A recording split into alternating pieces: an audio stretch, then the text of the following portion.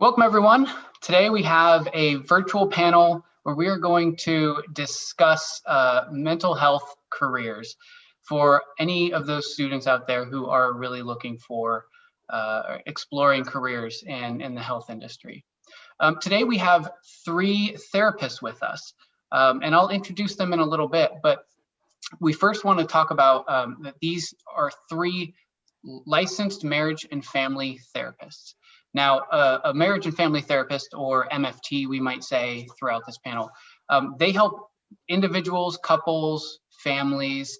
They help their clients gain clarity in some areas of their life. They work through complex emotions, traumatic experiences. They cope with various life challenges, and they help improve their clients' overall mental well-being and personal growth. And so that's what we're going to focus on today, is careers that do that as a therapist. Today we have Stephanie Tejada and Samuel, is it Bernier? Bernier, yep. Cool. And Emily Larkin. So I just want to start it off thanking you all for being here and being willing to share your experiences. But the first question I'm going to have is kind of just, we know what a marriage and family therapist is, because I just kind of explained the definition, but I'm hoping that you all can each tell us what that means for you specifically. So my first question is sort of two parts. What does being a therapist mean to you? And what is it that you love about your career as a therapist? Stephanie, would you mind starting us off? Yeah. What it means to be a therapist to me is kind of being part of somebody's journey of bettering themselves, right? Being the witness and the support for someone who's trying to either learn how to manage their anger or decrease their depression, like whatever that means to them. Being able to be the person to provide a safe space to explore who you are and talk about who you want to become in a place that doesn't feel like you're being judged and that you're actually being understood and heard. And I guess that kind of follows the second question. That's kind of why I like my job or the career that I chose, because I get to be that person. I very much agree with what Stephanie said about her experience. I think about it about being kind of in the muck with people. And there's something about being able to be in someone's story and support them, in figuring out how they want to improve their lives, that just is really rewarding, and just feels good. It feels good to be in the muck with people in a weird way. At least for me and my fellow therapists, I'm sensing from as well. And that for me is also kind of why I got into this, because I like being able to be in relationship with people and in connection with people while they, come to those revelations and find, their path. That kind of is what it means for me. Samuel, what about you? I think many of us can resonate with kind of in our families, kind of being with our family members or being with friends, that we see the people close to us go through highs and lows, and go through hard times and go through good times. And I know for me, kind of that was always I don't know, I like as a kid, I really wanted people to be happy around me, and it was hard for me when people were struggling. And so becoming really interested in that, like why are people sometimes doing well and sometimes struggling, and how is it that you help someone to go from struggling to doing better? I think that question really captured me as a probably in my adolescence, and that's what brought me into this career, is that desire and that passion for helping people to do better. I'm going to skip ahead a question, because you all talked about the reason that you love the career is sort of also the reason that you jumped into this career. And I kind of want to explore that further if we can. I want to know what it is that sparked your interest as a therapist? Like, why did you choose this career? And I know that you already touched on it, but maybe we can dive deeper. Sam, since you're going now, if you would mind continuing and maybe explaining that a little bit more. Yeah.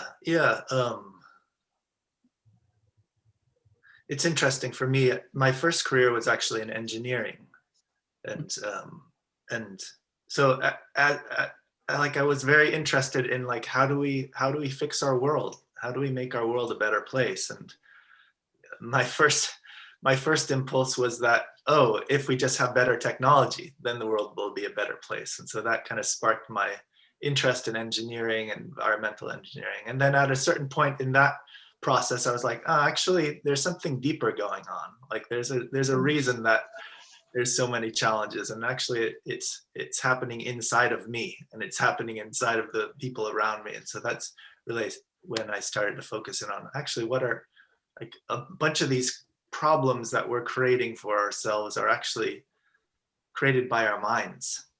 And that fascination is what brought me into this career. Anyone else want to jump in there? I can jump in. My first exposure to any sort of therapeutic or therapy service was in middle school. I was a ball of anxiety. My parents had just like separated, so kind of walking around the world with this anxiety. And then I heard in the PA system during homeroom, like, are you an anxious person? Do you want to talk about your feelings? And I'm like, that sounds amazing. Let's do that. And having a space to kind of talk about what was going on with me and exploring where it was coming from. I feel like that was like the first time that I ever thought about, this is kind of cool. Like, this is really nice to have a space to explore, like, why is it that I'm feeling this way, and what can I do to make myself feel better? So, you know, as I went into high school, luckily they were offering like a AP psychology class, and I took it as an opportunity to learn more about myself, learn more about why I think the way that I think, why do I respond in the way that I respond. And so going into this career, there was always this little piece that, yeah, it's to help people, and it's also to better understand myself and the way that I relate to other people. Yeah, I think that it was just that one little experience that kind of like was domino affected to being interested in how people relate to one another and how we cope with the world and what goes around us. Emily? For me, I would say that I kind of found my way naturally in a way. I think like many of us to this career, where I just early on in my life found myself being just really curious about people, really interested in people and in their stories. I found myself often being the person that people would come to and talk about their stories with. And I just liked kind of being there with them. And so that I wouldn't say I had any early experiences with therapy before that. And then as I got older, I did suffer from anxiety, and that is something that as it took a lot of time for me to figure out what I was going through without some support with it, without people being able to tell me, oh, this is what it is. And so there was a lot of time in my life where I spent trying to figure out, what was going on with me, what was going on with the people around me. And it just, again, it's just kind of like a curiosity that I feel like I have that kind of propelled me toward this career. And then similar to Stephanie, I didn't know really what this was or what it looked like or anything really about it until I took a psychology class. And that was kind of the beginning of the journey of figuring out more about myself, more about the world and the people around me, and understanding that this was something that I really naturally had a passion for and a connection to. And it kind of went from there. I'm noticing a theme where it sounds like a therapy career or really probably, I would say more broadly, a mental health career, it really starts with trying to understand the mind and emotions and thoughts. And whether that starts in your interest in discovering that in somebody else and helping them, or whether that starts in your own, where you're trying to figure out your own mind and your own thoughts and emotions. But then it all leads down to the path of, well, I want to help others feel that way too. I want to help others get through their struggles and figure out who they really are, and to better their life. And I hear that even though all your stories are a little different, they all have a thread. And I think that's the common thread.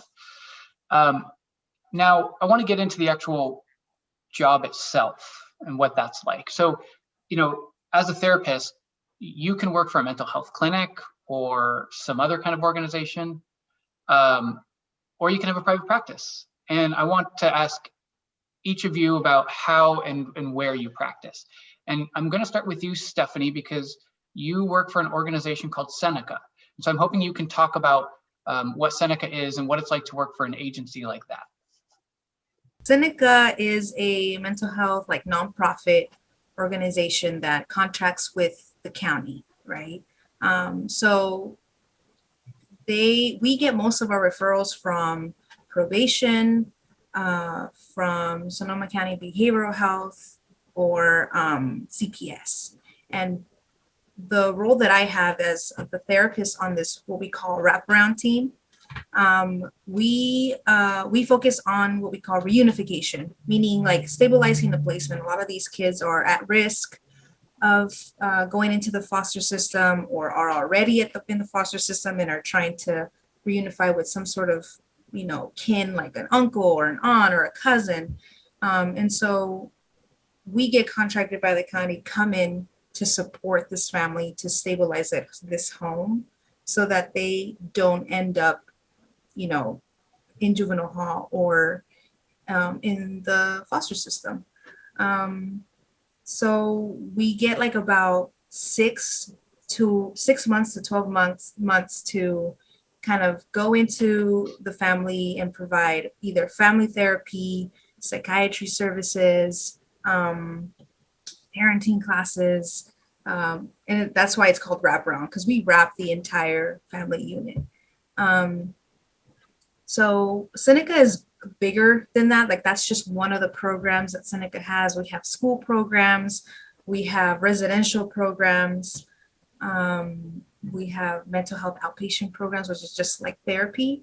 And Seneca is based off in Oakland, and it's all throughout the West Coast. We have a site in Washington, Southern California. So, and I think one of our most kind of popular programs right now is Todo por mi Familia, which is a new program that was funded by the government to provide therapeutic services to families that were separated at the border recently. So that's kind of the big project that we've been working on. And that's I think that's the best summary of Seneca that I can give. Yeah. Okay, well, thank you. Samuel, I'm hoping that we can jump to you, because you're on the opposite side, where you decided to start your own practice, and I'm wondering if you can talk about why you decided to do that, and then also, really, it's like starting a business. What it was like to start your own practice. Sure. Yeah. So I worked at a clinic called the Somatic Psychotherapy Clinic for most of my internship, which is when you're in training to become a therapist, essentially. And then pretty recently, just about, I guess, at the beginning of this year, I launched into private practice, which is, where you basically start your own business providing therapy. And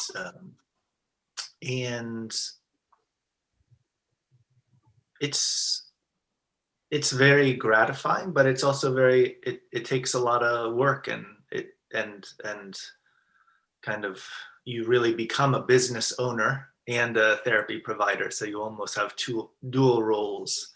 That means putting together a website, figuring out a way to get your name out there, and then providing therapy services. And so it's challenging, but it's also very gratifying in that you're your own boss and you're able to set your hours and kind of make things work on your kind of level, on your ground. Yeah. So that's what I'm currently doing. Okay. And Emily, you too have a private practice, but you also work at a school as well. And you want to talk about like the difference between those two? Yeah, sure. So jumping off what Samuel said, private practice is challenging in the sense that you have to market yourself. You have to be able to keep track of your income and expenses. You need to, there's just a lot of kind of behind the scenes work to really do to be able to make it successful and functioning. The benefits of that is that you get to pick your own hours. You get to focus on what you like to do, whether you like to focus on anxiety and depression, or you want to specialize in working with families or anything like that. You can really kind of pave your own way and carve out what really your niche is with that. So there's some benefits with that. And again, the flexibility is a really big positive, but there is a lot of legwork to do to be able to make that, successful and work. And so like Samuel, I started out at other facilities, clinics, when I was doing internship hours, and including the school that I work at part-time, which then I continued to work at because I really liked the work there. And the school is very different. So in private practice, unless you have kind of a consult group or you're in a group practice, which we do sometimes with other clinicians, you're kind of on your own. It's solo. So you really have to find your community of other therapists, and in order to kind of continue to learn and grow and work through any difficulties you're having in working with clients and getting some support.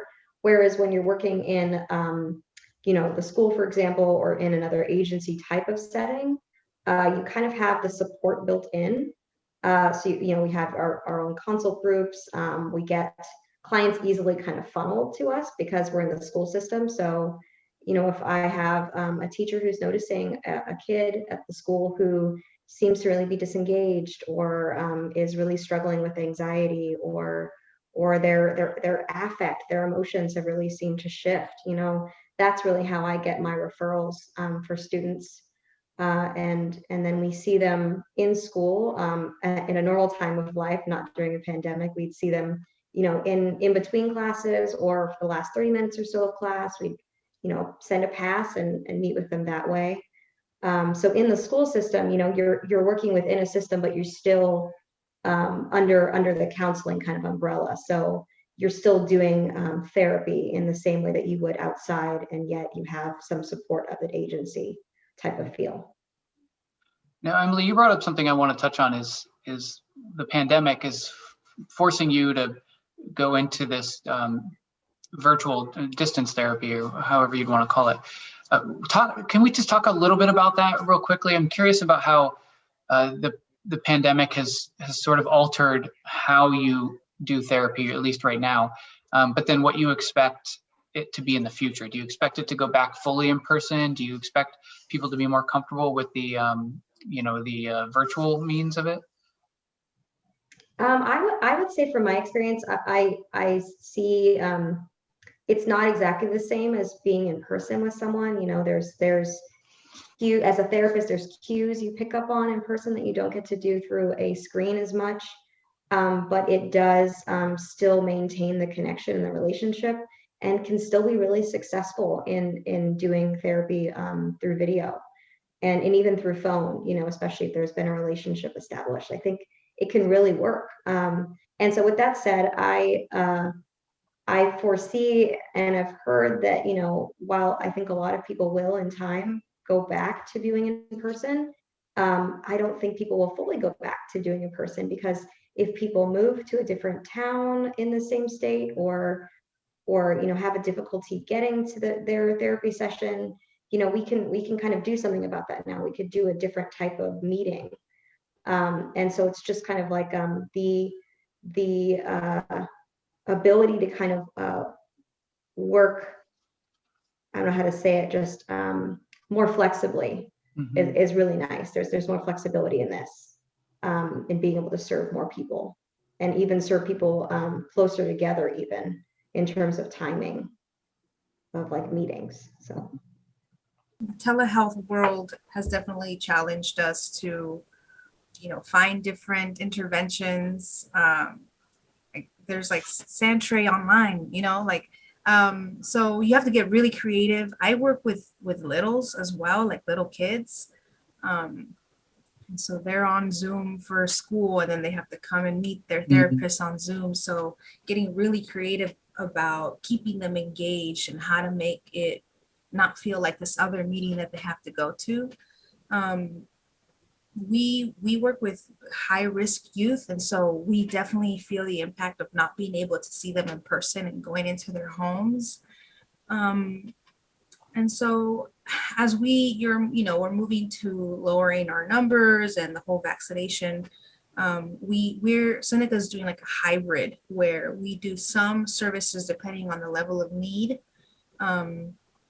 We'll do some telehealth, and then some we'll do in person, where we have like a COVID task team that'll have you get your mask fitted, and then you'll have to wear like the shield, and it has to be outdoors. Lots of regulations around it.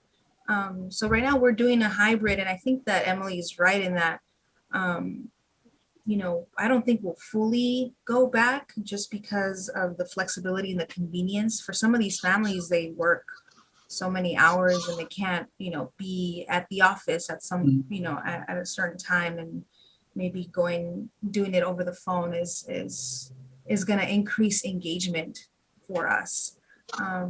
So we're all kind of looking forward to, and even our clients are looking forward to seeing each other in person. But I have a feeling that we're also going to keep the telehealth, as part of our treatment from now on. Yeah, I can imagine being just flexible is super important, which it is with any career, but especially when you are so used to a face-to-face. So I want to move on to, I guess flexibility is sort of one of those soft skills that we're talking about as being important, but I want to also talk about some of the other skills. I want to talk about the kind of schooling and certification that one would need to become a therapist, as well as just the kind of skills that are important to have. So I'm just going to open that up to the group, and anybody who wants to start talking about that, please do. I'll jump in. Yeah, so basically, there are different ways of engaging in the field. Kind of being one can be kind of supportive even without a degree. Kind of if you're working in specific contexts. But if you want to be a licensed therapist, you have to get a master's degree. And so that's about 2 to 3 years of school after your bachelor, or 2 to 3 years of grad school. So after a 4-year degree, and then also some years of internship. So it really takes kind of between probably 4 and 6 years to go from the beginning of grad school to being a fully licensed therapist. So it's a good amount of schooling. So I'll leave it there in terms. Emily, you looks like you're wanting to say something. Yeah, I'll jump in on that. I want to say, to piggyback on that, Samuel, that it is a process, but I want to make sure to say that this is a process that you will get hands-on experience during that time. And that's really where, you kind of get to formulate who you will be as a therapist, if, that's what you choose. So, during graduate school, you'll often do practicum, it's called, and that's when you will see people while in school, and providing services, whether it be through an internship outside, or you might be some schools seeing, at least for a portion of time, seeing some other students at the college that you might be attending, to gain some experience and kind of work through some of those skills. Speaking of kind of soft skills, communication, listening skills, the types of questions and the ways to approach things and what to ask, and how to ask it, and just kind of figuring out kind of how you are in the room with someone. And then that, is a process of time to do that, and going to different sites and trying different forms and modalities of therapy, and kind of, just trying things on. It's a really creative, exploratory time. And that's, I think, one thing that's really good about it taking some time. So I want to let people know, you will be, in a sense, working. You will be working and gaining experience during this really crucial time during and after graduate school. And it's just because because people are complicated, and figuring out how to hold space and appropriately address, the needs of the clients that you work with. It takes some time to get to the full licensure, but you will be working during that time. So it's really exciting. Yeah, I'm trying to think back to like me in high school, what was I thinking and how did it get there? So, to even go into grad school, there usually when you're like signing up for your 4-year, right? Like you're like, okay, the first thing they ask is like, what do you want to major in? And you're like, I don't know. Or maybe you do know, right? But the majors that usually kind of are on the path or like on the way are usually majoring in psychology or majoring in sociology or social work. Like those are the ones that you kind of want to have your eye on, because those are the ones that are going to be very useful. One, when you're applying to grad school, right? And two, to kind of like the building blocks, like the foundation of understanding people and the career itself, and the theories, like where did it even come from? Where did the theories that kind of created this job? So I don't know what what grades are going to be seeing this video or are watching now, but if you have any like sociology or psychology options as an elective, like you might want to just check those out, and see what you think, and then kind of base your choice of your bachelor's or your major on those. Yeah, kind of go from there. Now, what about the kind of skills? Does somebody want to talk about the pretty important key skills that one would need in order to go into a mental health career? Sure, I'll take that. So just on a basic level, I would say good listening skills is probably pretty high up there. Following and tracking, where the person you're speaking to is kind of at. I would say that's pretty crucial. As well as like kind of being able to read and pick up on cues. Cues maybe that aren't verbal, how they're appearing, how's their facial expression, how's their body language. That's pretty important. That's just kind of what I think of initially to start out on. I would kind of want to add on is like if empathy was a skill, being open to trying to understand what the person is experiencing or what they're going through. So having like an open mind and curiosity. I think curiosity would be a really important skill to try to understand, the person that you're talking to, what they're going through. Mm-hmm. Now, I kind of want to switch gears a little bit, because when we're talking about what it takes to be a therapist, I know that there are different focuses. And for example, Emily, I know you and I have spoken about parts work in the past.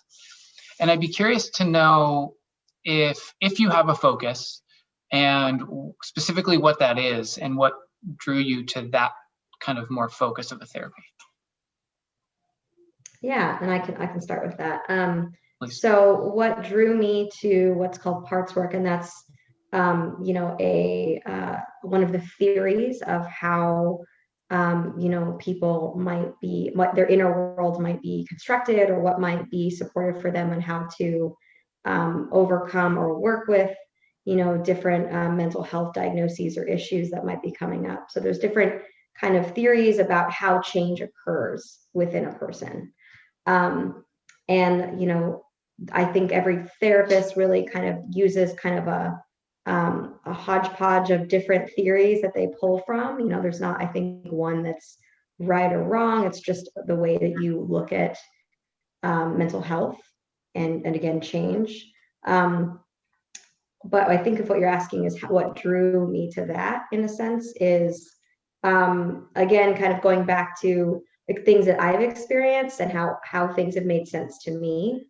That kind of has helped me understand, you know, in working with my own, you know, part, so to speak, of myself, of how to help people kind of get a little space from the problem that they're really dealing with, so that they can look at it in a clearer way, and be able to kind of address the need of that part of themselves, to find healing or find some kind of solution, or just again the ability to kind of manage or cope with the situation and not feel like it's so overwhelming that they can't deal. Thank you. Samuel, I believe you have a focus as well called, was it Hakomi? I think I saw it on your website. Do you want to talk a little bit about that? Yeah, so there are two primary focuses that I have. One is somatic psychotherapy, so really looking at how our bodies and our emotions and our minds interact. And oftentimes we can have we can focus a lot on our minds, but it doesn't necessarily change deeper patterns. And so by focusing on the body and emotions and really how those patterns are held inside of us at a deeper level, we can find ways to change. So that's one focus. The other focus that I'd love to speak is working with men. One of my passions is working with men around relationship challenges, or just mental health challenges, self-esteem, confidence. And oftentimes in this field, I don't know, men tend to go to therapy less often than women, where that has been traditionally the case. And in part just because I think there's some stigma. There's stigma about therapy in general, I think, in our culture, which is changing, thank God. But particularly for men, there's been some stigma around it. And so one of my areas of interest and passion is really helping to make therapy accessible and interesting to men, which often has a bit more of a coaching approach than a kind of deeper or more of a coaching orientation than perhaps a kind of historical focus. And yeah, I really enjoy that work. Great. Well, Stephanie, I don't know if you have a particular focus that you want to talk about. We tend to use, you know, CBT, just cognitive behavioral therapy interventions, which basically focuses on how your thoughts affect the way that you behave and the way that you kind of like, and then also relationships, because we're working with families. So attachment, the theory of attachment is something that we use a lot, of how these kids relate to their caregivers, and how that kind of like trickles down to how they relate to their peers and, you know, romantic partners and so on and so forth. So I think it's a combination of CBT and attachment is like our main focus when we're working with these families. Great. So thank you all. I think this has been great. Before we wrap it up, I do have one final question, and this is something that I think is can be very unique to each individual, but also very important for students to hear, and that is just some sort of piece of advice for them. Now, you have all gone through the high school level, and it sounds like in some cases that might have been even where your interest in therapy kind of got sparked. And then of course, then you made that decision to move on into post-secondary and get licensed through your master's. So I'm hoping that you can give one piece of advice with all the experience that you've had in your career, one piece of advice for the students who are watching this and kind of just exploring careers right now. Emily, would you mind starting? Yeah, I'm going to maybe give almost two in a way, but I think they pair off each other. The first thing I want to say is just try things out. Just explore, take different courses, see what interests you, see what you feel you're gravitating toward. Just try things out. That's really the best way to figure out what feels like the right fit for you. And I want to really highlight that, again, I didn't know this was a career option for many years, way past high school, going into when I went to community college to start, because I went to community college, then a 4-year, and then graduate school. And it's a process. So take your time taking classes, just see where your attention kind of goes.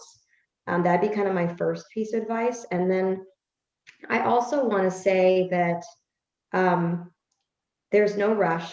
You're not behind if you don't know what you want to do yet. And for a lot of people, like Samuel was saying, they find their maybe career that suits them maybe after they've done a different career, or after they've tried on different things, and maybe their interests change over time.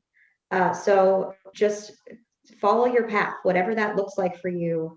If it's feeling okay and you're where you want to be and you're enjoying what you're learning, then you're doing what you need to be doing. And don't feel like you need to figure it out when you're in high school. I know there's a lot of people who say, you just, what do you want to do? And they might ask you that. And it's okay to say, I'm exploring, I'm looking between these different options. I want to take some other courses and see what else is out there. I really want people to really just, see what interests you. Anyone else? Yeah, I really like what Emily just said. I mean, there's a reason why one of your options when you're picking your major is undeclared. A lot of people do undeclared because you don't have to know. And the same way that Emily didn't realize that this was a career option till later. I didn't know this was a career option until I had to start thinking about applying for grad school. I have my bachelor's in psych. What am I going to do with this? What am I going to do with this? And it's not until then that I'm like, oh, I can be a therapist. That's how you do that. Okay. So yeah, explore. And I would say kind of ask questions, ask around, ask, I'm sure your school has like your counseling, your school counselor, or like I used to have a college prep office, go in there, take a peek, read the pamphlets, don't be afraid to ask questions, even if you feel like they're dumb questions or that you should know already. That's not true. So ask questions. Sam, you want to wrap it up for us with your piece of advice here? Yeah, I really like what Stephanie and Emily both said, so I don't think there's much to add other than just to trust yourself and trust your passion, find your passion, follow it, and yeah, know it's a challenge. It is a challenge to kind of make these decisions, and sometimes we get stuck in our heads thinking about it and being worried about that we're going to make a mistake. And so I think one of the best things we can do is just kind of just make a choice and go towards it, and then adjust as we go. Yep. Thank you very much. I think that's a very important piece of advice. I hear that a lot when I'm speaking to folks about not only advice, but just about their career, is that it's not always a straight trajectory, and it's not always exactly doesn't always exactly go as planned, and you have to be willing to pivot here and there, depending on circumstances in life or just interests that you might have, or you might try something that you think you would have loved and you realize you didn't, and that's just as valuable. So thank you all. I appreciate all of your time explaining not only your pathway, but also kind of the why behind it all. I think that's super important. And I want to thank all of the students who are watching this as well. We have a whole slew of health career exploration virtual activities that we are doing throughout March. So stay tuned. This is so far the second of the month, but we have 5 total this month. So continue to stay up to date with what we have at ctesonomacounty.org/virtual CCL. That stands for Career Connected Learning. And all of our activities and recordings are going to be there. Okay, thank you, everyone. I appreciate it.